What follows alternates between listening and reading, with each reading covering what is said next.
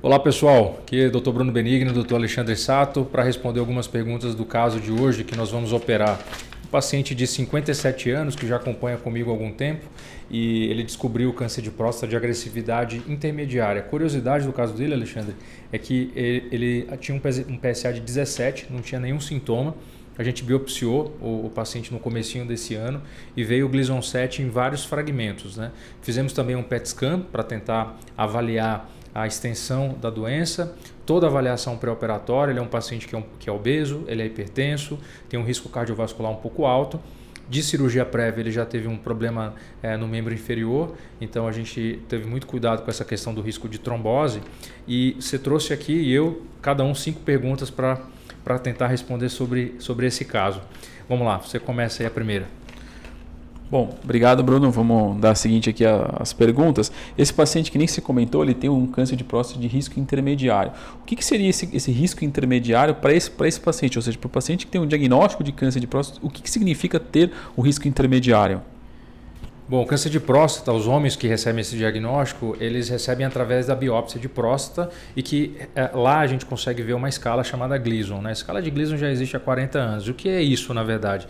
É o quanto agressivo essas células do câncer crescem.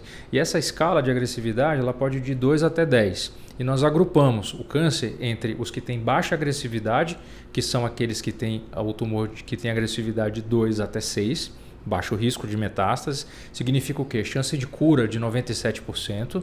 Aqueles que têm um risco intermediário, que é o Gleason 7, que é o caso do nosso paciente, a chance de cura já cai um pouco para 92%. E aqueles que têm o risco alto de metástase, que é o Gleason 8, 9 e 10. E aí a chance de cura desses pacientes já cai um pouquinho para 85%, 80%. Então, isso que significa ter um câncer de próstata de risco intermediário para metástases e risco intermediário para progressão. A minha pergunta para você aqui, Alexandre, é o seguinte: quais são os principais riscos da cirurgia, em especial a robótica que nós vamos fazer hoje, especialmente em relação à incontinência urinária e à potência sexual? Bom, a gente sabe que hoje o que a gente observa que com a modernização da prostatectomia radical desde a época da cirurgia aberta, hoje com a cirurgia robótica a gente consegue preservar melhor o esfíncter urinário, então a taxa de continência desses pacientes em um ano é excelente, e com relação à mesma coisa com a disfunção erétil. Com a técnica robótica a gente consegue preservar melhor os feixes que são responsáveis pela ereção, fazendo com que esse paciente tenha uma recuperação mais precoce tanto da ereção quanto da continência. Excelente. Bom, dando seguimento, que nem você comentou no caso, Bruno, esse paciente é um paciente que tinha um PSA de 17,5, né? Então o que significa esse número de 17,5 para o paciente que tem câncer de próstata? É maior risco de doença, agressividade, metástase? O que significa esse valor? Bom, o PSA ele é produzido só por nós homens, né? Na próstata ele tem a função de liquefazer o sêmen. Mas toda vez que a próstata é agredida, por exemplo, uma prostatite, o próprio aumento benigno da próstata e o câncer, o PSA vaza no sangue e ele aumenta. Então, no homem que tem câncer de próstata, quanto maior o PSA, a gente pode deduzir que maior é o volume do tumor ou maior é o dano que o tumor está fazendo na próstata do paciente. Então, esse valor do PSA ele também é dividido, igual eu falei com a escala de Gleason, mas em blocos de 10. Então, homens que têm um PSA menor que 10, a gente chama de baixo risco de metástases. Entre 10 e 20, risco intermediário. E acima de 20, um alto risco de metástases. E foi por isso que, como esse paciente tem um PSA de 17, foi por isso que eu pedi um PET scan. Porque se fosse só pelo Gleason, eu já estava satisfeito só com a cintilografia. Mas como eu vi um PSA ali um pouco alto, eu pedi um PET scan com PSMA exatamente para não correr o risco de levar esse paciente para a mesa de cirurgia, sendo que, na verdade, ele já teria metástases, né? Bom, a pergunta que eu faço para você é o seguinte, Ale: como a ausência de sintomas, que foi o caso desse nosso paciente que não sente absolutamente nada, e a disfunção erétil, ela pode influenciar o manejo clínico pela decisão da cirurgia? Ele é um paciente que não tem sintoma urinário, ele não perde urina nem nada, e também não tem disfunção erétil. Como isso vai interferir aí no nosso planejamento cirúrgico?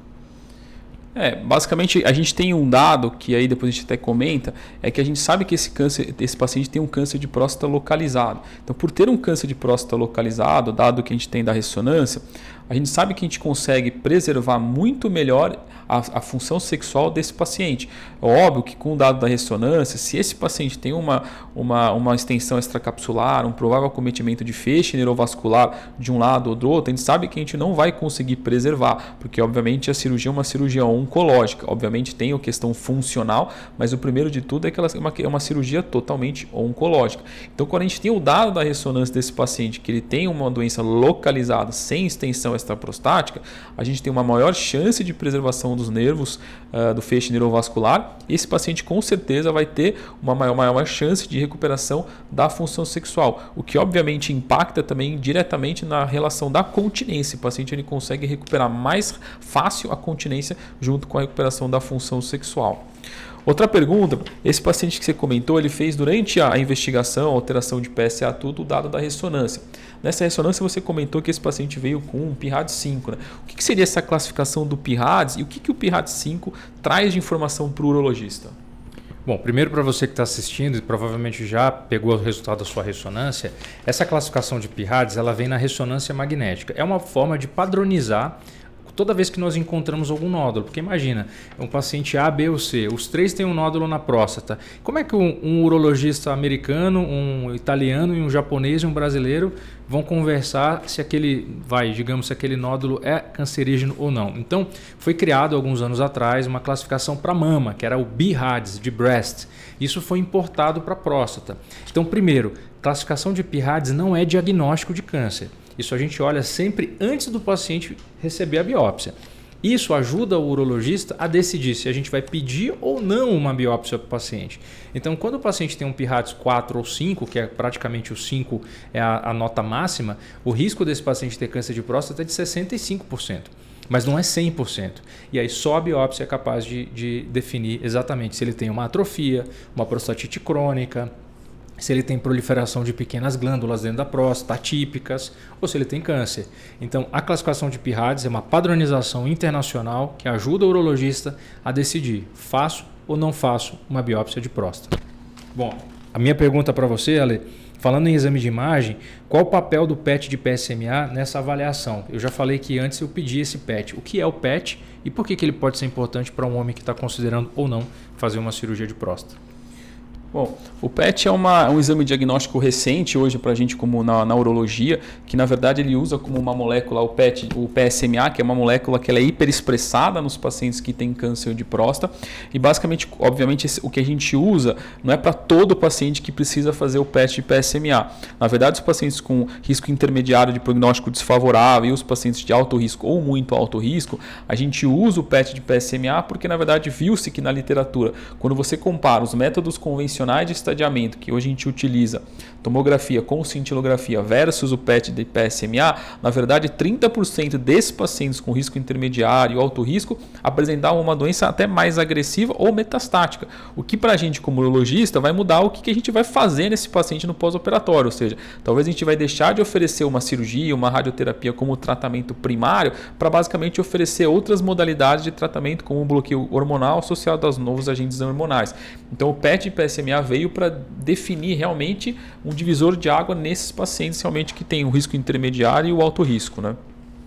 Bom, mas dando continuidade aqui, com relação a esse paciente, ele veio com uma biópsia transetal com alguns focos de Gleason 6 e Gleason 7 dentro do anatomopatológico na biópsia.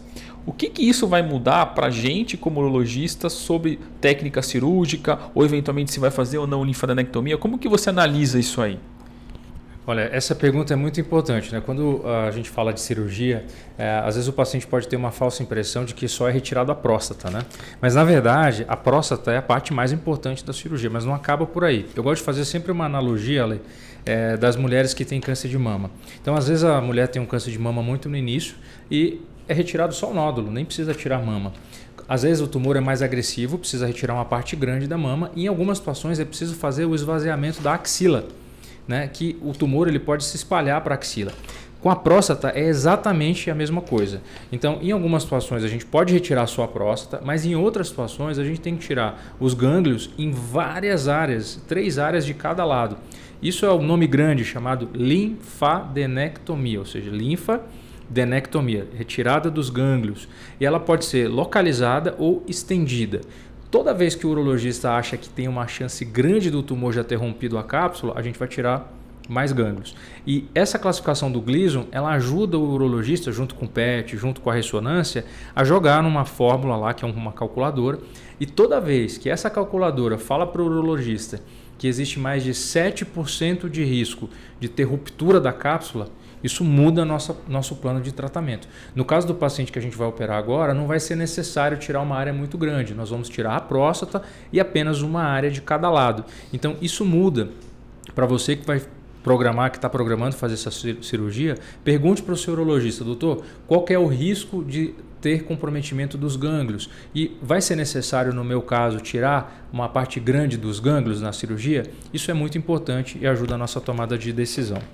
Penúltima pergunta aqui, Ale. De forma prática, explica para a gente como é que a atividade física, né, ela é importante. Eu diria, obviamente, antes a gente sabe que é importante, mas também na reabilitação do paciente, principalmente na reabilitação. Como é que você costuma orientar os seus pacientes, partindo do princípio que foi uma cirurgia tranquila, não teve nenhuma intercorrência, o paciente não tem nenhuma limitação física, cardiológica, uma cirurgia tranquila. Paciente como o nosso aqui, 59 anos, sem grandes comorbidades. Como é que, na maioria das vezes, acontece essa recuperação? Bom, esse paciente, se tudo correr muito bem, provavelmente amanhã deve estar em casa, esse paciente vai receber alta, ele vai ficar com a sonda pelo menos uns 7 dias, onde a gente usa para meio que regenerar a questão da anastomose. Normalmente após os 7 dias da retirada da sonda, esse paciente ele já está liberado para fazer pequenas caminhadas. Com relação à reabilitação perineal ou eventualmente para a questão da incontinência, normalmente a gente começa ao redor da 4ª semana e aí depois ele vai essa reabilitação até realmente ter essa recuperação. A gente até avisa para o paciente que pode ser que ele até tire a sonda, ele recupere a questão da continência antes. Mas, obviamente, isso é uma coisa que isso com o tempo vai dizer e com a robótica também ajuda. A questão específica dos esportes, normalmente com 15 dias ele já pode voltar às atividades, caminhada, mas geralmente com 30, 40 dias ele pode voltar à vida normal com relação à academia, enfim, aos grandes esforços. Então, vamos à última pergunta aí, que já estão chamando a gente lá para a sala de operação.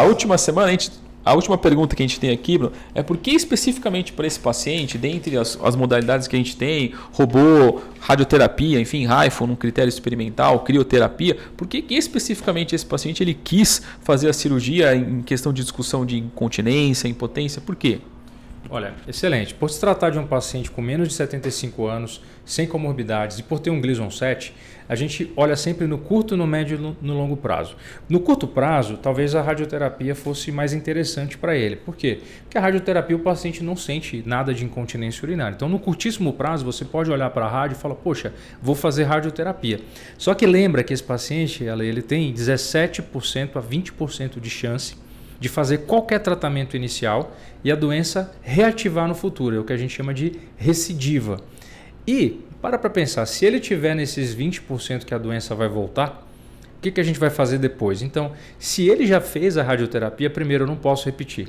E segundo, eu teria que fazer uma cirurgia. Mas fazer uma cirurgia em quem já fez radioterapia, os resultados de controle da continência urinária e da ereção são muito ruins.